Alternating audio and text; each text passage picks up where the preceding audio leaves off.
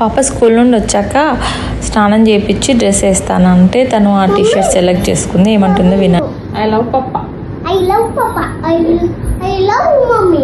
I love Push Papa. Thank you. పాపకి mango cut చేసి ఇచ్చాను.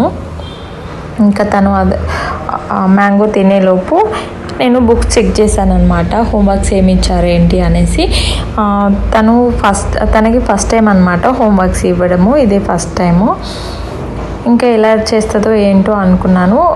కాకపోతే పాపం పెన్సిల్ పట్టుకోవడానికి రావట్లేదు. మనము ఇలా హ్యాండ్ అలా సపోర్ట్ ఇస్తే రాసిస్తుంది. బాగానే రాసింది తను.